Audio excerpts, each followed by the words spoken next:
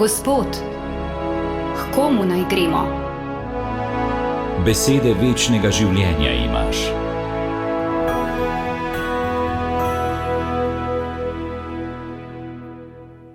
Dragi kristjani, z lučjo in močjo Jezusa Kristusa, križanega, od mrtvih vstalega Gospoda, ožarjeni bratje in sestre, veselimo se Gospodu, ko obhajamo velikonočni praznik, kakršnega krščanski svet in ne mi še nismo videli, ne doživeli. Zakaj? Ker danes vsi kristjani na isti dan obhajamo velikonočni praznik, na 1700-letnico Nicejsko-Carigrajskega koncila, ki je bil leta 325 v Niceji, v mestecu blizu današnjega Carigrada oziroma Istanbula, kjer so zbrani škofje in pastirji takratne cerkve v moči Svetega Duha na podlagi Svetega pisma in po učenju takratnih teologov sestavili tako imenovano Nicejsko-Carigrajsko veroizpoved. Vsebino naše vere.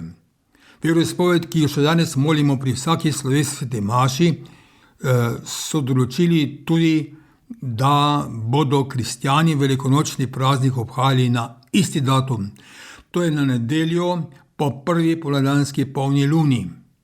Zakaj so to tako pozno določili še leta 325? Zato, ker prej ni bilo mogoče, ker so Rimljani, ki so takrat vladali takratnemu svetu, kristjane preganjali in je šele cesar Konstantin leta 313 dal cerkvi svobodo in je bilo potem mogoče urejati duhovna vprašanja mlade cerkve. A ne za dolgo. Ko smo kristjani dobili dva koledarja, julijanski in gregorijanski, smo dobili tudi dva datuma obhajanja velikonočnega in božičnega praznika. In to traja do današnjih dni. Letos pa je naneslo, da je vesoljska ura, ki določa koledar, velikonočni praznik postavljen na isti datum. To je na nedeljo 20. aprila, na današnji dan. To prinaša veliko veselje in močno duhovno spodbudo, saj se na ta način prilagodi in poveže celotno velikonočno obhajanje osrednjega praznika naše vere, ki bogati našo sedanjost in odpira svetlo prihodnost, ko skrivnost Kristusovega stajenja omogoča tudi naše stajenje in večno življenje. Tega se je še posebej veselil papež Frančišek, ki je načrtoval, da se bo udeležil jubileja, ki ga danes kristjani vzhoda in zahoda obhajamo v Niceji, kjer so zbrani predstavniki vseh krščanskih cerkva. Tudi papež Frančišek se je nameraval udeležiti tega skupnega praznovanja, a mu zdravstveno stanje zaenkrat tega ne dopušča. Zato bomo še bolj vztrajno in zaupno molili, da bo kmalu okreval in nadaljeval službo apostola Petra in nas potreboval v veri. Naj nas, dragi Gospodov, vse te okoliščine še bolj povežejo v duhovno, poglobljeno obhajanje velikonočnega praznika, ki naj bogato odmeva in prežarja vse naše življenje, ter utrdi temeljne vrednote Božjega kraljestva, po katerih tako hlepenimo in jih sodobni svet in človeštvo tako zelo potrebuje. Vse to obsega, ponazočuje in uresničuje velikonočna skrivnost Gospodovega trpljenja, smrti in vstajenja našega Gospoda Jezusa Kristusa, ki jo razodeva praznično bogoslužje velikega tedna, zlasti bogoslužje velikonočnega tridnevja, ki smo ga tako prisrčno in doživeto obhajali, tako na cvetno nedeljo, kakor na veliki četrtek, veliki petek in veliko soboto in danes, na sam velikonočni praznik, ki je vrhunec vsega prazničnega dogajanja.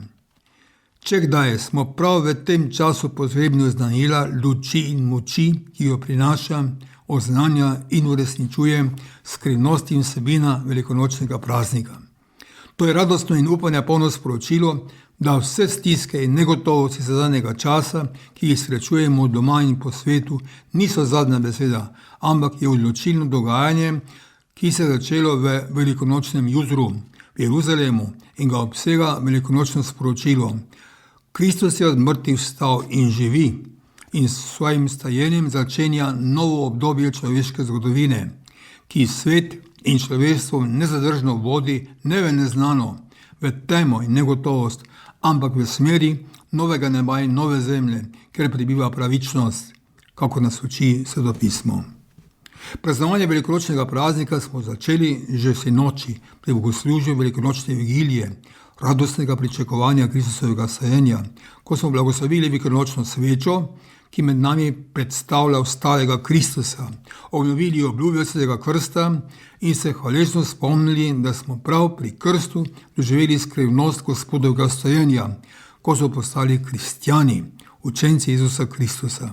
Pri krstu se je za nas uresničil skrivnosten prehod, stajenje k novemu življenju, prehod iz teme k luči, prehod od starega človeka greha k novemu človeku, ki je v Bogu ustvarjen v resnični pravičnosti in svetosti.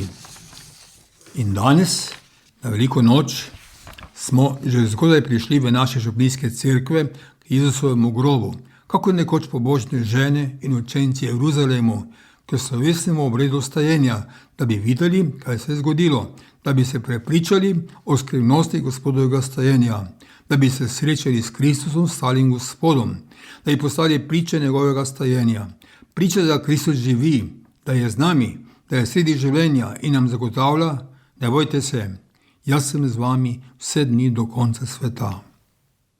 To je oznanilo, to je zagotovilo naše vere, izredno pomembno za vse čase, tudi za naš čas, v katerem se na mnogotere načine nadaljuje spopad med lučjo in temo, med dobrim in zlim, med grehom in krepostjo, kar doživljamo vsak dan, tako doma kot po svetu.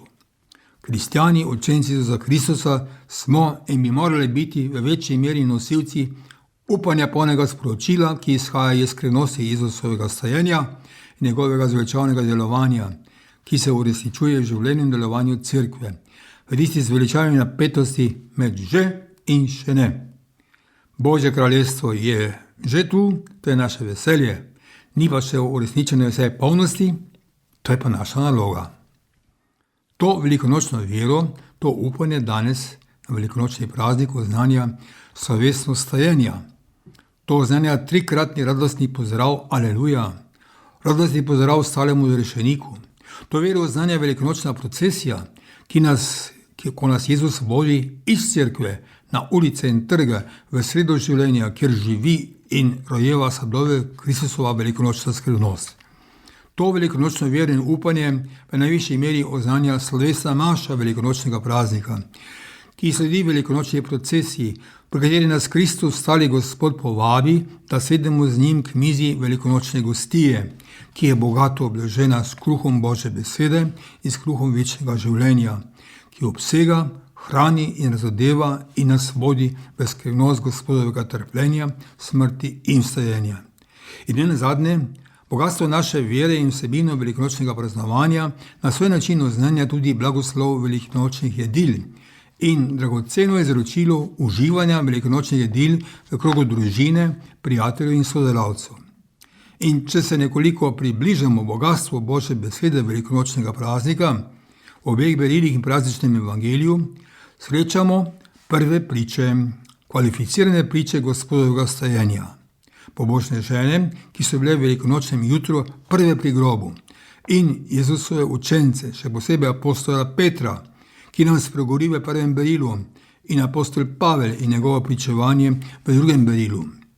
Ko poslušamo apostola Petra, vemo, da se v tistih dneh ni najbolje izkazal.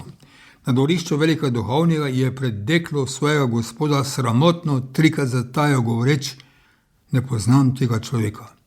In sedaj, po srečanju s stalim Gospodom, še posebej po razodetju svetega duha na binkočni praznik, je Peter drugačen, spremenjen.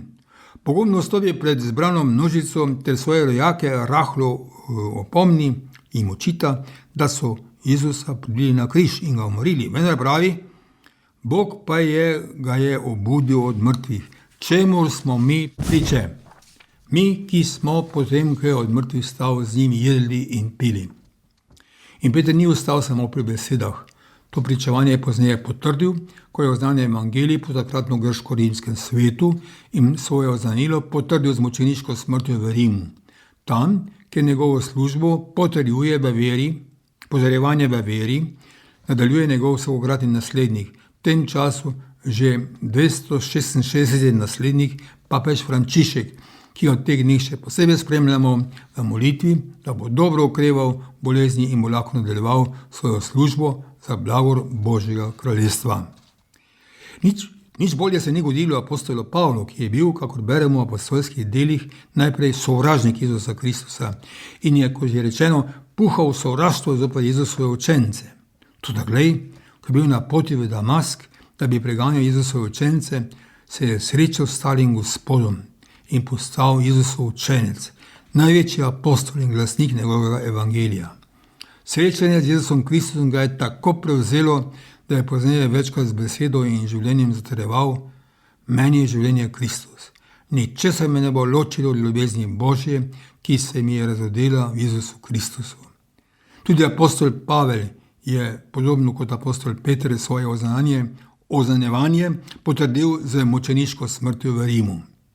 Vse to je nagovor in vabilo tudi nam, ki z radostno hvaležnostjo obhajamo letošnji velikonočni praznik, ki je letos obogaten z dogajanjem svetega jubilejnega leta 2025 in še posebej z 1700. obletnico Nicejsko-carigrajskega cerkvenega zbora, kjer so sprejeli znamenito veroizpoved in določili datum obhajanja velikonočnega praznika, ki letos po zakonitosti vesoljske ure povezuje kristjane, se pravi nas katoličane, pravoslavne in evangeličane, da na isti datum obhajamo osrednji praznik naše vere, ki skupaj s praznikom Jezusovega rojstva ni le osrednji dogodek naše vere, ampak tudi osrednji dogodek človeške zgodovine. To niso le lepo zveneče besede, to je dogodek, to je vsebina, zaklad, sporočilo naše vere, ki bogati in usmerja naše življenje, toliko bolj, koliko vstopimo v to luč, koliko resnično dovolimo, da nas to radostno znilo prežarja in usmerja naše misli, besede in dejanja. Zato smo odprli sveta vrata, zato molimo in vhajamo svete zakramente, zlatisti krst, birmo, evharistijo, svetospoved in ustvarjamo pogoje za prejem svetoletnega odpustka, da se bomo tudi mi vsaj nekoliko približali izkušnji apostola Pavla, ki je rekel: živim, pa ne jaz, ampak meni živi Kristus. Ničesar me ne bo ločilo od ljubezni Božje, ki si mi razodeva v Jezusu Kristusu. To izpovedujemo tudi mi v življenju in za srečne milosti polne velikonočne praznike, ki vam jih želim iz vsega srca. Amen. Aleluja.